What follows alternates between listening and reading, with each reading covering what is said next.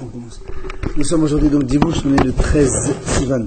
Donc Yud Gimel Mishnah. Donc la Mishnah nous dit comme ça, toute main qui multiplie les vérifications chez les femmes, c'est une bonne chose, c'est bien. Par contre, chez les hommes, elle doit être coupée. Ça veut dire que les hommes aussi, ils avaient des problèmes avant. Quand quelqu'un avait une impureté qui coulait en bas, soit donc après une production séminale, soit des choses en dehors de ça, ce qu'on appelle zav, il devait se vérifier. Alors on dit celui qui multiplie les vérifications en bas, il faut couper la main. C'est-à-dire que c'est pas bien, quoi. Parce que ça, quand on touche ça bas, ça réchauffe et ça peut amener des choses. Alors, on a dit, quelle est la différence entre les femmes et les hommes? Alors, la Gemara répond, les femmes, même si elles touchent, il n'y a pas de conséquences. C'est pour ça que c'est bien. Mais les hommes, quand ils touchent en bas, ça peut amener donc des productions séminales, et c'est pour ça que il faut la couper. Alors là, on m'a dit, pourquoi tu as dit alors celui qui ne multiplie pas? C'est même pas multiplier, même une fois c'est interdit. Toi tu me dis une femme qui multiplie, c'est bien, et un monsieur qui ne multiplie pas, c'est pas bien. Alors ça veut dire qu'il ne multiplie pas, mais il peut faire une ou deux fois. D'après toi, c'est même une fois, c'est pas bien. Alors il dit effectivement, sur les femmes on parle. On enseigne. Donc quand est-ce qu'on a dit que c'est assourd donc de mettre la main en bas? C'est à cause des problèmes de production séminale. Mais les anyanzov, quand il y a des pertes comme ça en dehors, donc de façon maladique, s'il y a donc quelqu'un il a des pertes, lui aussi il doit être mishubah. Pourquoi? Parce qu'on sait qu'un homme, quand il a une perte une fois, il est tamé la journée, deux fois, il est tamé donc la journée aussi. S'il a des pertes trois fois successives, il devient impur pendant 7 jours, il doit porter un korban. Donc c'est important de se vérifier, pour savoir où c'est on est. Maintenant il dit, même pour les productions séminales, s'il peut vérifier avec une pierre ou un morceau d'argile, comme ça ne va pas se réchauffer, au lieu d'utiliser un tissu et commencer à vérifier s'il n'y a pas des pertes, tout ça, eh bien un tissu, c'est mou, ça peut réchauffer, mais une pierre ou un truc comme ça, il n'y a pas de problème, donc c'est permis. Alors là, on m'a posé une question. Ouvre matlit, là, comment tu dis qu'avec un tissu, on n'a pas le droit? Voilà la prête en scène. Il a le droit de se vérifier avec un tissu, n'importe quelle chose qu'il veut. Alors, on m'a répondu, il a dit là-bas, quand on a dit un tissu, c'est pas un tissu n'importe, c'est un tissu épais. C'est-à-dire donc qu'il ne réchauffe pas. Quelque chose d'épais, ça ne réchauffe pas. Donc, il y a un truc mou et il peut réchauffer, il peut amener des productions. Alors c'est là où le Gemara pose une question.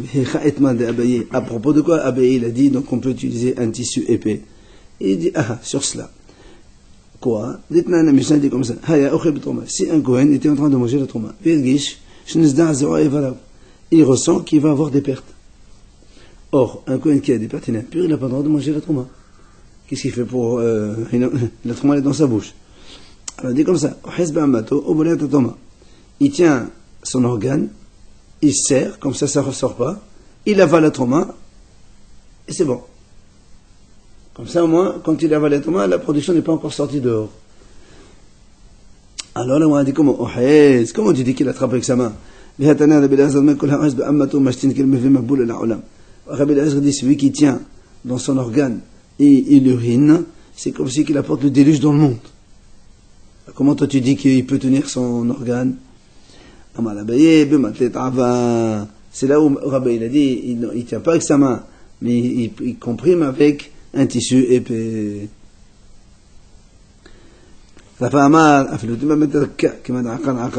il a dit ça sert à rien, même si tu dis avec un tissu mou, puisque la production elle est déjà produite, elle va sortir de toute façon, donc ça sert à rien. Alors Abaye, pourquoi il dit il faut serrer, il faut tenir avec quelque chose? Il dit peut-être que ça se rajoute dans le temps. Il a eu quelque chose et ça peut se rajouter, plus tu touches avec un tissu, ça peut encore continuer à couler. Comment Rabbi craint pas ça? Comment tu dis que Rabbi craint pas ça? Voilà, la dit, mais à quoi cela ressemble? Le Nedin Esba Ba'aïn. c'est quelqu'un qui met le doigt dans l'œil. Ça veut dire quoi? C'est une image pour dire. Tout le temps que l'œil est dans le doigt, l'œil, il fait des larmes, il coule tout le temps. Alors là aussi, en bas, c'est pareil. Tout le temps que tu touches, ça coule. C'est pour ça que lui, il dit, il faut arrêter. Mais là-bas, alors là-bas, qu'est-ce qu'il dit à propos de cela, hein? Là-bas, il te dit, monsieur, non. Quand quelqu'un, il a eu une production, enfin, une éjaculation, et, il peut pas avoir une deuxième juste après, ça marche pas. Donc, c'est pour ça que la première, elle est déjà sortie, ça sert à rien. Donc, même si tu tiens avec un tissu mou, ça va pas produire autre chose derrière. Goufa. Rabbi Eliezer Omer. On suit là. On a dit tout à l'heure, celui qui tient son organe et il urine, c'est comme s'il apporte le déluge dans le monde. C'est Rabbi Eliezer. אמרו לו רבי אליעזר, בעלו ניצוצות נדזין על רעלה ונקחלות שופחה ונוסם מוסן עשה על בניו שהם ממזרים. Alors ils lui ont dit Rabbi Eliezer, si tu dis qu'on n'a pas le droit de tenir, alors dans ces cas-là, l'homme, quand il va finir uriner, il va avoir des gouttes qui vont tomber à côté de ses pieds. Or, s'il y a des gouttes qui tombent à côté de ses pieds, les gens ils vont croire que c'est un monsieur qui n'a pas la force d'un homme, parce que l'homme, quand il est vraiment homme, quand il urine, il s'est rongé. Or, s'il ne tient pas son organe, il va uriner, à la fin, il va avoir des petites gouttes qui tombent à côté de ses pieds. Alors, s'il tombe à côté de ses pieds, les gens ils vont croire que ce monsieur n'a pas la force d'un homme, et donc ils vont dire, tiens, comment ça se fait qu'il a des enfants? C'est que certainement, sa femme elle était avec quelqu'un d'autre, c'est pas avec lui. Donc, voilà, comment tu dis qu'on n'a pas le droit de tenir pour uriner? Amalahen, il leur a dit, Motav shirsi la'azab adam shel mamzedin. Il leur a dit, c'est bien, il vaut mieux qu'il laisse le suspect sur ses enfants, peut-être qu'ils sont mamzerim, mais pas qu'il soit rachat devant Hachem un moment.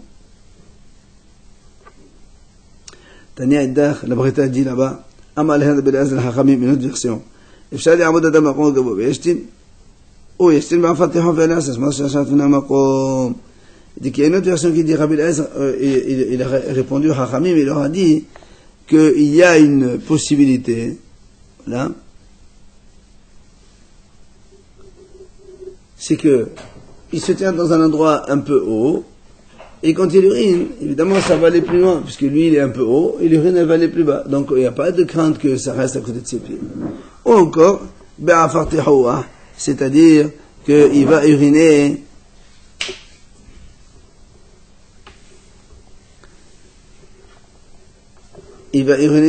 dans du sable qui est mou, où l'urine, elle va s'absorber dessus, et elle va pas donc revenir sur ses pieds, donc ça va pas faire des gouttes. Et donc, il vaut mieux cela que plutôt toucher en bas et être rachat devant Hachem. C'est là où la Gemara dit, Hi amalehu belisha, puisqu'on a maintenant deux réponses. C'est le Rabbi Eliezer. La première qu'on a dit, quand il leur a dit, il vaut mieux qu'il soit rachat devant Hachem, il vaut mieux qu'il sorte, enfin, qu'il laisse le suspect sur ses enfants plutôt qu'il soit rachat. Ou la deuxième solution qui est, il leur a dit, il va uriner dans un endroit qui est haut, bien dans du sable mou, pour que ça s'absorbe dessus. Laquelle il a répondu au premier. Et les makamaytamano belisha, si tu me dis qu'il leur a dit d'abord la première, c'est-à-dire quand il leur a dit, il vaut mieux qu'il y ait le suspect sur ses enfants plutôt que de mettre la main en bas, bata de amal et osoda d'amano takanta. Quand il leur dit interdit, après il leur dit voilà une solution.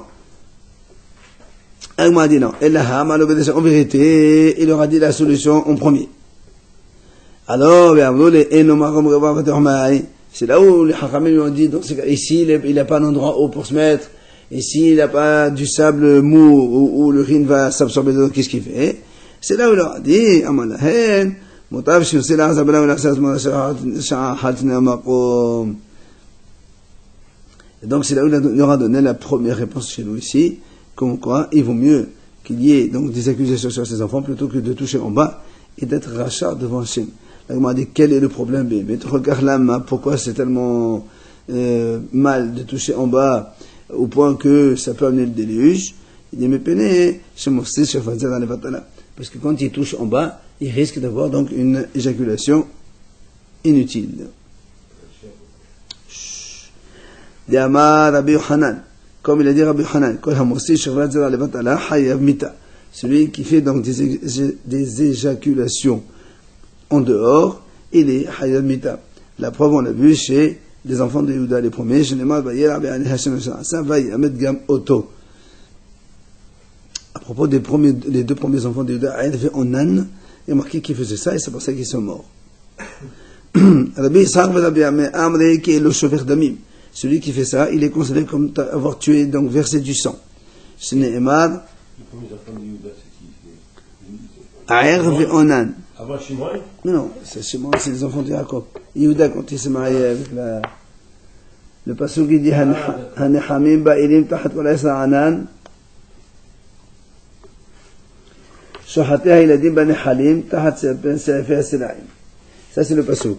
Alors, il dit Atikre shohaté, laisse shohaté. C'est-à-dire que, il apporte un pasuk qui dit que celui qui donc, comme il vient d'expliquer l'enseignement, celui qui fait donc des productions en dehors donc de sa femme, eh bien, il est considéré comme avoir tué des enfants. Rav Assi Amar, qui est l'Oraved Avodat Kohavim. Rav Assi, il a dit, c'est comme si qu'il a fait l'Avodat Zara. Où tu as vu ça? Ktibhacha tahat kol esra anan. Ktibhatam al harim haramim tahat kol esra anan. Par Xera Shabbat, ici il y a marqué sous un arbre, tout arbre donc frais, et dans l'arbre d'Azara c'est marqué aussi tout arbre frais. Alors, c'est pour ça que, donc on dit que celui qui fait ça, il est considéré comme faire l'arbre d'Azara. Alors, l'Agma a dit, Rabbi Yehuda Shmuel, ils étaient sur le toit de la synagogue qui se trouvait Ben Herdea. Amali Rabbi Yehuda Shmuel, Ani Sarich Ani Lehashti. Rabbi Yehuda il a dit à Shmuel, j'ai besoin d'uriner. Amali Shina Hous Bamat, Rabbi Ashtina Hous. Comme ils étaient sur le toit, il a dit, écoute, tiens ton organe et urine à l'extérieur. Ah, l'Agma a dit, comment? Comment il lui a dit de faire ça, alors que nous on vient de dire, selon Rabbi Eliezer,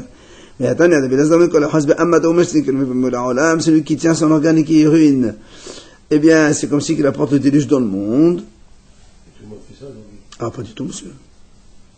Amalabaye, c'est marqué, c'est assour, Amalabaye, Asaou ki bullshat. Il a dit, non, ça c'est comme un cas urgent. C'était des bullshat, c'est une armée qui rentre, qui attaque la ville d'Etnan. Comme la Mishnah elle enseigne. Bullshat, c'est dans la Sahih. S'il y a une attaque armée dans une ville, ça on a vu ça déjà. D'abord, papa il attaque. Bishar Salom, si l'armée elle arrive dans la ville alors qu'il n'y a pas de guerre. Oui, il rentre dans des maisons des Juifs. Si après, quand ils sortent, on voit qu'il y a des cruches qui sont ouvertes, cruches de vin. Alors évidemment, c'est assourd de boire parce qu'on sait qu'ils se sont servis. Et les cruches qui sont fermées, ils n'ont pas touché, il n'y a pas de problème. Tu as déjà vu ça, non? Oui. Sha'at min hama. Mais par contre, en état de guerre, et le mutarot, les deux, elles sont permises, aussi bien ouvertes que fermées. Pourquoi? Les filles, chez El Haïpna et Nasser. Parce que, comme ils sont en guerre, ils n'ont pas le temps d'aller verser du sang, de boire du vin et de faire Nesser, tout ça.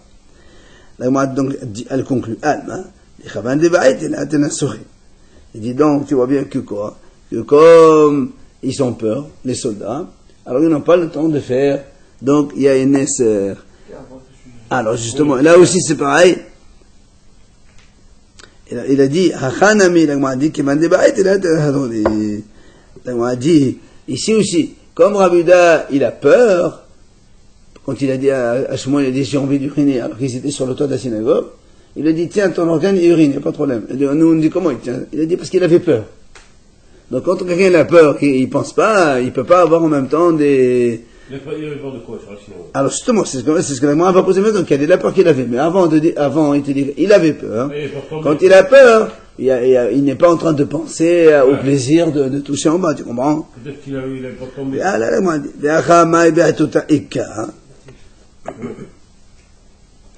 Donc, on m'a dit, c'est quoi la peur qu'il a ici? Tu peux me dire, on peut répondre, c'était la peur, que c'était la nuit, que c'était sur le toit. D'accord? Il n'a pas tombé. Ou encore, tu peux dire, il avait peur de son maître. Shmuel, c'était le Rav de Rav Yehuda. Donc, devant son Rav, il va commencer à... Ou encore, c'est-à-dire comme il est sur la synagogue, il ne va pas penser à autre chose sur la synagogue. Enfin, ou bien tu peux dire tout simplement la crainte d'Hachem elle est sur lui, sur Rav Yehuda, parce que Shmuel il a fait qualifier Rav Yehuda son élève, c'est pas un être humain celui-là. Ça veut dire que déjà c'était quelqu'un, Rav Yehuda l'élève, il était déjà, d'accord? Enfin une dernière réponse. Il était marié de Amar Rav Nachman, si quelqu'un était marié, il a le droit de toucher en bas pour uriner, enfin tout toucher pour uriner. Chut.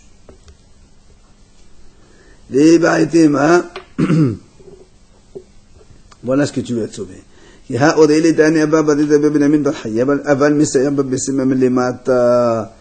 dit, Abba, fils de Rabbi Ben Amin Chaya, il a dit, mais quelqu'un il peut se faire aider avec les testicules en bas. Donc tu n'as pas besoin de toucher l'organe, mais tu peux t'orienter en touchant les bourses. Ça c'est faisable.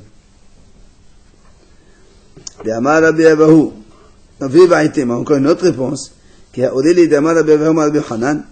Il y a une autre façon, il a montré Rabbi Avou, notre Rabbi Hanan, il a dit, Gvul yeshlo me'atada ulmata muta, me'atada ma'ala sour. Il a dit en fait, donc l'organe il est composé donc de l'organe, après il y a le gland, le chapeau, au-dessus, enfin l'extrémité quoi. Alors il a dit, quand quelqu'un qui veut uriner, qui touche l'extrémité au bout, ça c'est rien, c'est permis. Mais celui qui touche le corps de son organe, ça c'est interdit. Amar Rav, il a dit Rav Hamkashe, Atzmo la da'atihi ben iddoui. Celui qui se met en érection, il doit être excommunié. On a dit, Vilema Asur, Deka Maghre Isarha Nafshe. Ben, pourquoi tu dis seulement qu'il est excommunié? Tu as qu'à dire que c'est interdit. Pourquoi c'est interdit? Parce que quand on se met dans cet état-là, on peut venir avoir des pertes après. Il a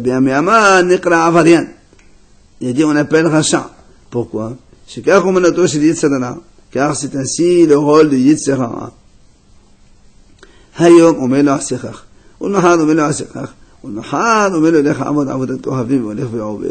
Et c'est comme ça que le Yitzhara il prend les gens doucement, et bien par petites étapes jusqu'à ce qu'il les amène à faire la Avodah Zarah. Et Kade Amre, il y a une autre version qui dit Amar Rabbi Ami, Kol Hamevi Asmo Lidei Hervut, celui qui se provoque des mauvaises pensées, En Marnisin Oto B'Mhesato Shel HaKadosh Baruch Hu. Il ne rentrera pas dans l'enceinte de HaKadosh Baruch Hu. Évidemment, se pose tout le problème donc de toutes les saletés qu'on voit ici dans la ville. Imagine quelqu'un qui se met à regarder un peu n'importe où, ben évidemment quand il regarde, il va avoir des mauvaises pensées, il va avoir des choses, et malheureusement, donc il aura tout ça, c'est ce qui est grave ici. Donc il faut être très très vigilant. Et c'est marqué ici. Donc à propos, tout à l'heure on a dit, les enfants de Yehuda, ailleurs dans Tehillim c'est marqué, de là on a appris celui qui fait donc celui qui se met donc en érection ou bien qui se fait faire de mauvaises pensées, il y a marqué évidemment il ne pourra pas résider en même temps que dans l'enceinte de Hashem Yitbarach. B'amar Rabbi Elazar, il a dit Rabbi Elazar, ma yidirtivi dechim damim maleo. Idechem damim maleu, Ça veut dire quoi? Vos mains, ils sont pleines de sang. Il dit, Elu hamna afim bayad. Ce sont ceux qui se font avec la main. Ils se font du plaisir avec la main. Tana divi Rabbi Ishmael.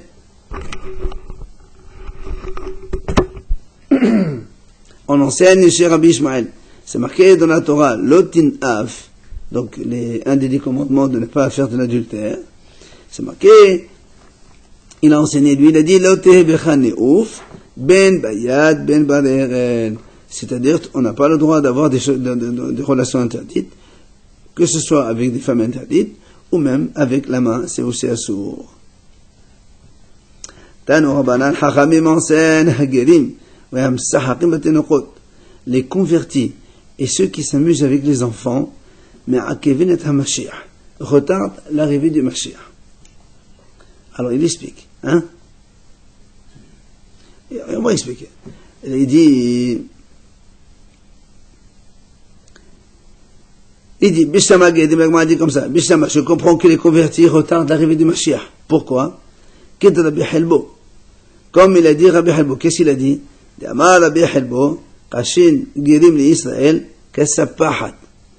a dit que les convertis, ils sont durs pour le peuple d'Israël comme une tache de lèpre. Il dit pourquoi ils sont durs? Parce que comme il y a plusieurs raisons. Une des versions il dit comme ça, comme ils sont convertis. Alors ils connaissent pas très très bien les mitzvot, ils n'ont pas encore beaucoup appris. Alors quand Ibn Israël les voit faire, ils disent si, donc eux ils sont convertis, ils font comme ça, alors nous aussi on va comme ça. Du coup, les Ibn Israël ils vont faire des choses moindres que ce qu'on doit faire. Donc c'est pour ça que ça va retarder le Mashiach. Ça c'est un. Et là, mais ça a dit, mais alors on s'amuse avec les enfants, pourquoi tu dis que ça retarde le Mashiach? De quoi tu parles ici? Et les Mamishkav Zacho, si c'est donc les hommes qui vont des hommes, il dit ça c'est pas seulement Mashiach, Ben Israël, non, cela il mérite la lapidation comme c'est marqué dans la Torah. Hein? Vous avez compris, hein? Le truc de Kippour. Pardon? La bonne illumination, il a marqué la Torah. Oui, ça c'est toutes les relations interdites. Elle a des Khabari, maintenant, si tu me dis qu'avec les mains seulement, Ben Mabouninhu, on a dit tout à l'heure, c'est celui qui touche en bas, c'est comme si il apporte le déluge dans le monde. Et là, il dit c'est quoi, de quoi il s'agit ici? D'ensivir ketanot, de là où benot le deninhu. Il dit qui c'est ces gens-là qui retardent l'arrivée de Mashiach? Ce sont des gens qui épousent des jeunes filles qui ne sont pas encore en l'âge de procréer. Donc tout le temps qu'ils font des relations avec elles, ça n'amène rien, puisque la fille elle peut pas avoir des enfants. Alors, c'est pas interdit. C'est pas interdit si l'épouse il se marie avec elle. Et alors, quel est le problème? Il a dit parce que, des Amar Rabbi Yossé, parce que voilà la raison. Rabbi Yossé, il a dit, En ben David ba, ad sheikhlu kol haneshamot shebaguf. Le Mashiach ne peut venir que lorsque toutes les âmes, elles sont nées. Or, celui-là, s'il va avec une fille qui n'est pas porteur d'enfant, donc en fait, il est en train de faire des trucs inutiles, et il retarde donc l'arrivée du Mashiach, parce que tant que les âmes ne sont pas descendues, ben le Mashiach ne vient pas. Pourtant, il y avait plein de cas là, juste avant, que on voyait qu'il y a des cas où la femme, la jeune fille, elle n'avait pas encore ses règles, d'accord, et qu'elle a été mariée, et vous voyez ce que je veux dire. Des cas exceptionnels, on a vu. On n'a pas vu que c'est des rabbinus qui ont fait ça. On te dit, voilà le cas où ça arrive, c'est comme ça, voilà c'est comme ça. On te dit la halakha, mais attention. Celui qui fait sur Adzara aussi. Oui. Non, ça c'est autre chose. Non, pas du tout. Une esclave, elle travaille, c'est une servante, elle travaille comme employée. Non. Ce n'est pas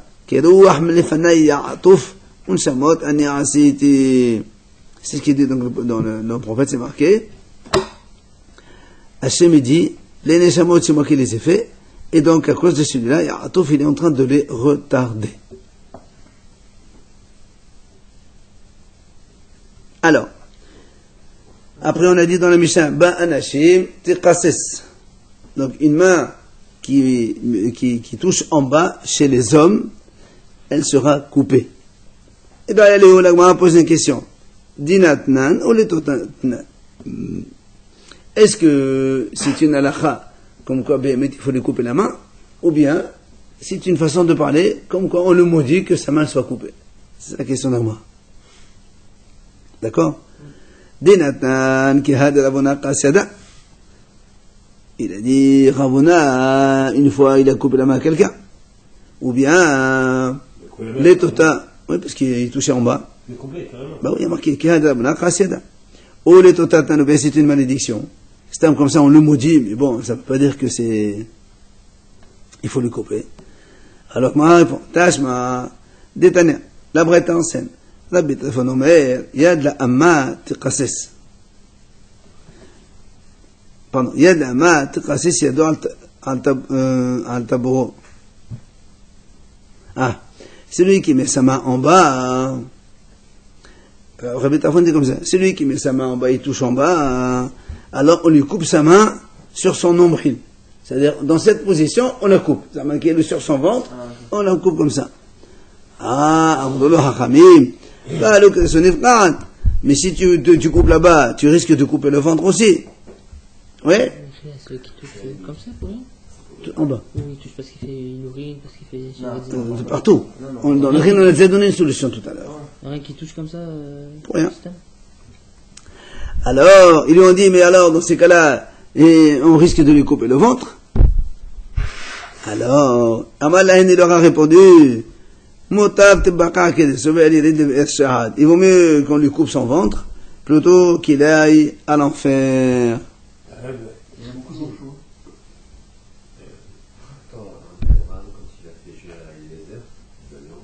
Oui, merci. Nous aussi, quand on fait la Brit Mila, on fait comme ça. Non, on parle pas. On fait la Brit Mila. C'est quand on fait la Brit Mila, un converti aussi, c'est la même chose. Non, on parle pas de ce que là. Oui, mais je parle d'un converti qui est grand, c'est la même chose. On parle pas de ça. Pardon? Converti se touche pas. Mais non, lui il dit que nous on touche quand on fait la Brit Mila. Mais c'est pas nous, c'est celui de soi-même qui coupe la main. Oui, on parle c'est ça, on parle de quelqu'un qui met la main en bas pour se toucher, quoi. Voilà, se faire plaisir. Quelqu'un qui fait la Brit Mila est converti. Voilà. Lui il touche pas, c'est le Mohel qui touche. Voilà. Et puis il touche pas. Donc le Mohel quand il touche, il va pas faire plaisir. Et en plus il va couper, alors. Voilà, c'est ça, en plus ça va couper, alors donc je te dis pas. Donc, quoi qu'il en soit, il a dit, il vaut mieux qu'on lui coupe son ventre et que donc il n'avait pas en faire. Et alors moi a dit, maintenant on peut répondre. Si tu me dis que couper la main c'est réellement couper, alors je comprends quand on lui a dit, monsieur, mais si tu coupes la main, il va couper le ventre aussi. Donc c'est vrai. Et là, mais si tu dis, mais si tu me dis non, c'est juste une malédiction, alors pourquoi on dit que tu vas couper le ventre aussi? Quel rapport avec la malédiction, couper le ventre avec la malédiction si on ne coupe pas réellement la main, hein? Donc, on déduit que quoi? Que c'est un din, c'est une halakha. Que celui qui fait ça, on le coupe réellement la main. Ah, là, moi, a dit comment? Et là, il dit natnan. Alors, donc, tu résous le problème comme quoi c'est donc une loi. Alors, là, moi, a dit, dans ces cas-là, la sagé de la vantabolo. Donc, alors, toi, tu dis comme ça. Celui qui met la main en bas, on lui coupe. C'est-à-dire que, il t'a dit comme ça, et quand elle est sur son ventre, on la coupe. Et après, quand il enlève de son ventre, alors tu la coupes plus. Ça va rien dire. S'il faut couper la main, on coupe la main. Pourquoi alors on a dit qu'il coupe sur le ventre? Péjoratif, c'est-à-dire que si, non. Et là, c'est comme ça que Rabbi Tarfon dit, en vérité, c'est marqué. Rabbi Tarfon dit, c'est pas comme ça. Celui qui met la main plus bas que son nombril, il faut couper cette main. Si quelqu'un il a une épine, par exemple, en bas du nombril, alors il n'a pas le droit de l'enlever, c'est-à-dire on ne peut pas descendre la main au-dessus du nombril. Il aura dit non, il l'enlève pas. Ah, il a dit, mais il risque de se percer le ventre avec cette épine, je ne sais pas ce que c'est. Il vaut mieux qu'il se coupe le ventre plutôt qu'il aille en enfer, parce que le fait de descendre la main plus bas, il risque d'aller en enfer. Matnitin, on va à nouvelle Mishnah maintenant. Ha-Hereshet, Ve-Ha-Shota, Ve-Ha-Soma, Ve-Shnetefadata. Donc, une femme qui est sourde, folle, aveugle, ou Netefadata aussi une folle, Im Yeshlehen Pikhot, Metarnototan Ben Ochlot Batluma. Donc, s'il s'agit de femmes Kohen, et qu'il y a des femmes sensées à côté d'elle, qui peuvent vérifier, qui peuvent les examiner, les vérifier pour savoir si elles sont pures ou pas pures, dans ces cas-là, elle peut manger la trauma. Donc une femme qui fait une vérification et une autre femme, parce que l'aveugle, elle peut pas voir, la folle, bon, on lui fait pas confiance, Harish aussi c'est pareil. Ok? Les deux termes pour dire folle? Hein? Les deux termes pour dire folle? Ici on emploie la même shota et l'intifadata, c'est pareil. Alors, l'Agmara dit, Harish et Ehtadur Nafsha. L'Agmara dit, pourquoi tu dis qu'elle est une sourde? Quelqu'un d'autre, il va la vérifier. Elle ne peut pas se vérifier elle-même. Elle peut très bien faire un examen elle-même, une sourde. Détania, voilà une braïta qui dit, Amar Rabbi. Rabbi, il a enseigné,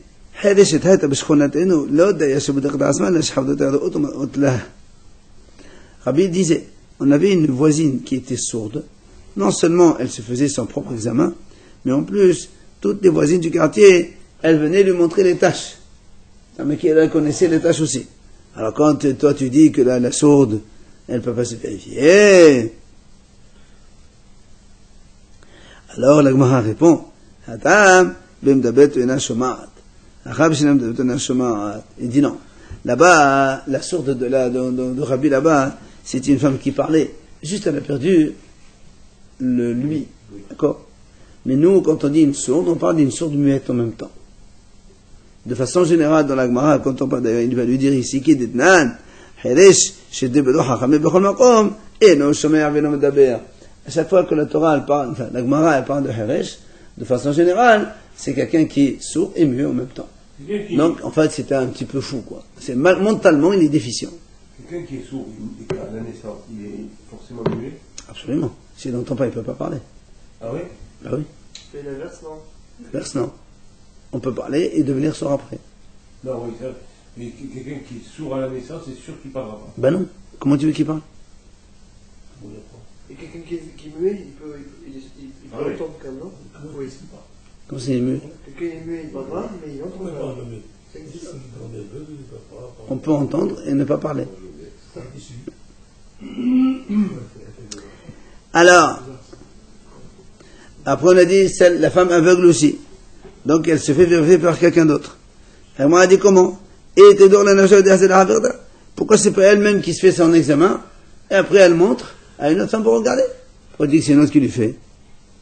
Amar Rabbi Yosef ben Rabbi Hanina, Soumaïn la Mishnah. Il a dit, tu as raison, il faut enlever ce mot-là de la Mishnah. Non? C'est pas besoin de dire une aveugle, quelqu'un d'autre il a vérifié. Faire un examen, on a besoin, d'ailleurs, faire un examen, ils font dans le noir, ils font pas dans. Donc, elle peut très bien faire un examen, et puis après elle sort, elle le montre à quelqu'un, c'est tout. Elle peut faire son mari, non? Pardon? Son mari plus. Voilà. Un examen, on fait son mari. La femme, elle se fait un examen intime. Tu parles, toi. Alors, après on a dit, qu'elle est devenue folle. C'est là où la Gemara a dit, tu entends? Haïno shota, c'est la même chose que la folle. Netefadata et shota, c'est pareil, pourquoi tu dis deux mots différents? Il dit non, c'est netefadata mehamat holi. Il dit, elle est devenue folle par une maladie. D'accord? C'est pas une femme folle d'origine, normal, puis d'un coup elle a attrapé une maladie, elle est devenue folle. Deux choses différentes, mais on parle de folle bébé. Tano Rabanan, Hachamim nous enseigne. Kohen Shoté, un Kohen qui est fou.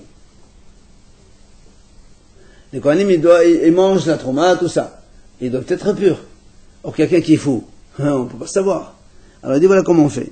Un Kohen qui est fou. Matbele noto, on lui fait tvila. On va achiner noto.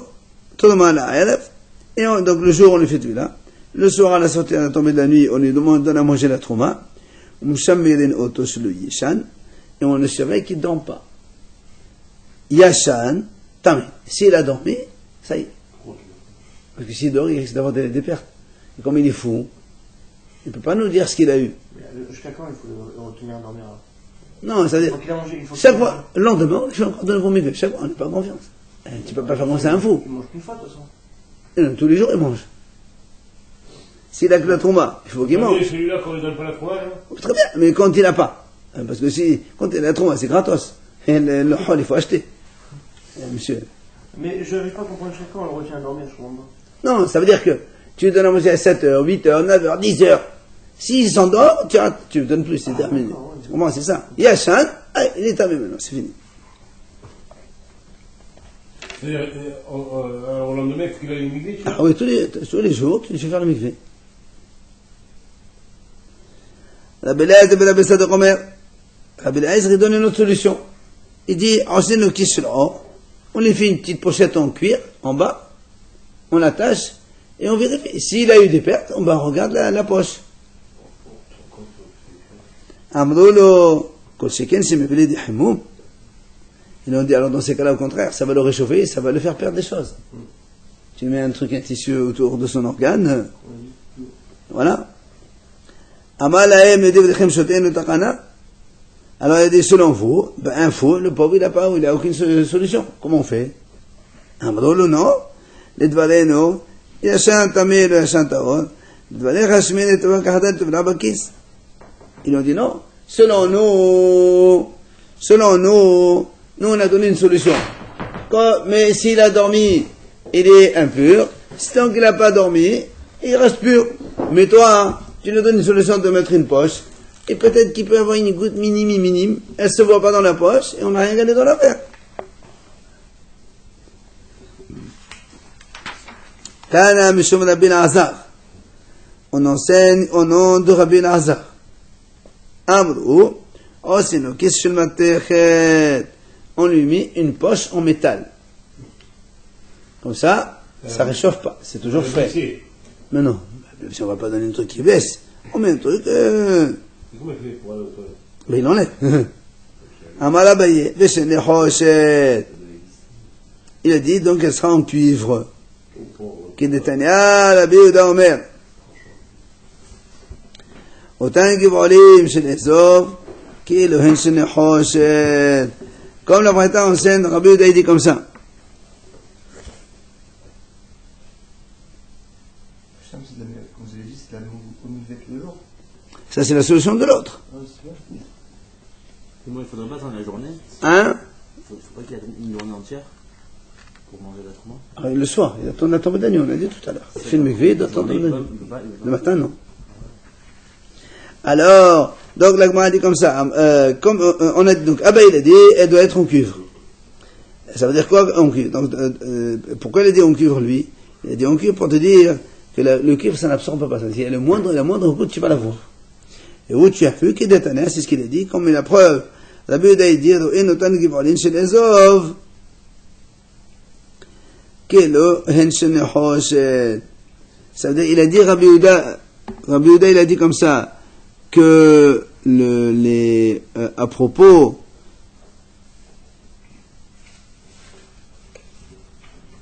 c'est ça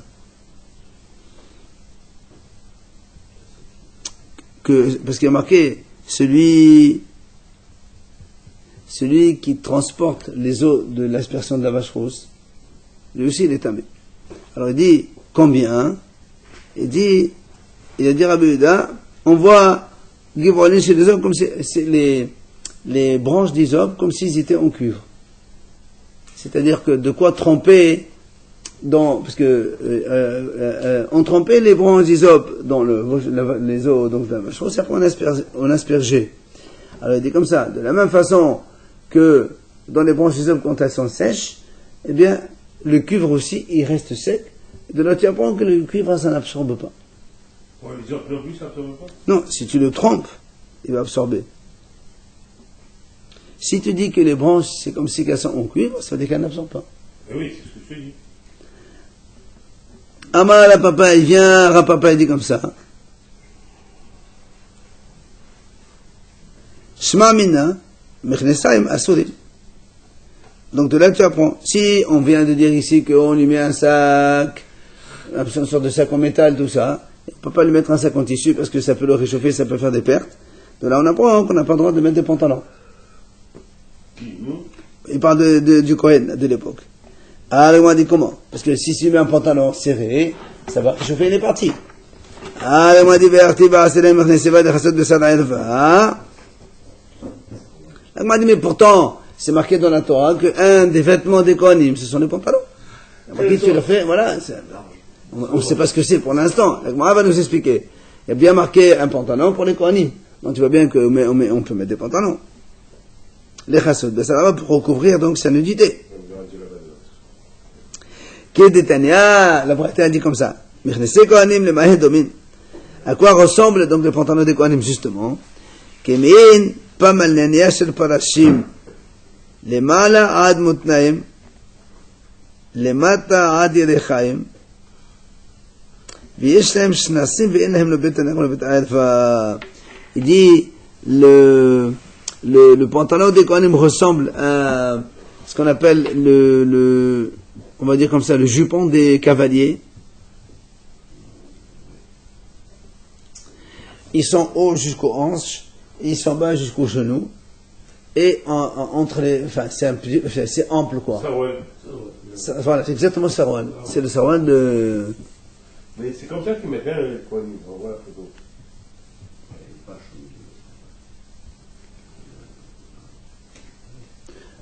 Donc évidemment, il y a marqué Shnassim, ils ont de quoi? Donc une sorte d'une ceinture pour les attacher au-dessus. Par contre, il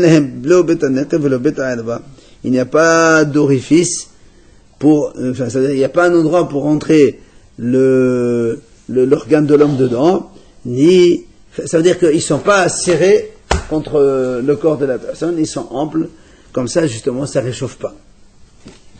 Amal Abaye, on peut finir je crois parce que demain c'est lundi.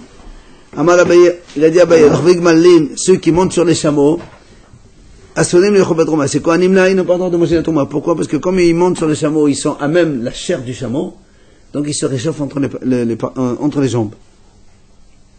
La Braïta elle amène aussi, ils sont tous des Rishaim, parce qu'ils se réchauffent en permanence. Hasapanim, Kolam Sadikim, ceux qui vont en bateau, ils sont tous des Tzadikim. Pourquoi? Parce que quand ils allaient en bateau, enfin, la mer c'était quelque chose de dangereux, et on ne savait pas quand on allait, on ne savait pas quand on revenait, donc ils priaient toujours à Hachem. Hamarim, voilà. Même des Sadikim, même Sadikim. Ceux qui montent sur les ânes, maintenant, certains ils sont rachats, d'autres sont Sadikim. C'est quoi la différence? Il y en a qui disent, ceux qui mettent une selle en bois, évidemment, donc ça ne réchauffe pas. Et ceux qui ne mettent pas une selle, ils sont sur la chair, ça réchauffe, c'est la chair. Ou bien il y en a qui disent non, celui qui s'assoit les deux jambes d'un côté, il n'y a pas de problème, mais celui qui s'assoit comme ça, les jambes écartées, là, entre les jambes, évidemment, celui-là, c'est assourd. Rabbi Shimon Levi, là, comme a dit, Rabbi Shimon Levi, il maudissait celui qui dormait sur le dos. Vous savez qu'on n'a pas le droit de dormir sur le dos. Parce que, après, il risque d'avoir son organe qui se met, voilà. Et né, il a demandé comment? La Gemara a dit, voilà, comment tu dis qu'on n'a pas le droit de dormir comme ça? Rabbi Yosef, il a dit, celui qui est allongé sur le dos, il n'a pas le droit de faire schéma. Donc il n'y a que le schéma qu'on n'a pas le droit. Donc autrement, pour dormir, tu peux dormir comme ça. La Gemara a dit non. Dormir sur le côté. Sur le côté. Côté gauche, on commence ce soir.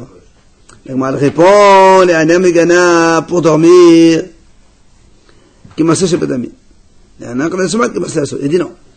Pour dormir, on n'a pas le droit de mettre sur le dos, mais on se met un petit peu sur le côté. Et pour les schémas, même ça, on n'a pas le droit. Sur le côté? Ouais. Bon, il faut se tracer. Il faut s'asseoir ou se mettre debout. Voilà, Rabbi Yohanan, ils étaient sur le côté, il était sur le côté, il faisait schéma. Hein? Il y a pas un côté où on peut le faire? Non, et quand il dit Matzli, ça veut dire, c'est pas complètement sur le côté. Il est comme ça, un peu comme ça. Mais si on se met sur le côté, peut-être c'est moteur. Justement, il dit, voilà, Rabbi Yohanan, il faisait donc schéma alors qu'il était un petit peu allongé sur un petit peu sur le côté. Il dit, ça, Rabbi Yohanan de Baal Basalav. Et comme il était très gros, Rabbi Yohanan, donc, il ne peut pas se mettre complètement sur le côté. Les gros, il ne peut pas. C'est pas en équilibre après. D'accord? Allez, c'est bon, on a fini aujourd'hui. C'est un petit peu. Hein? C'est chaud, hein? C'est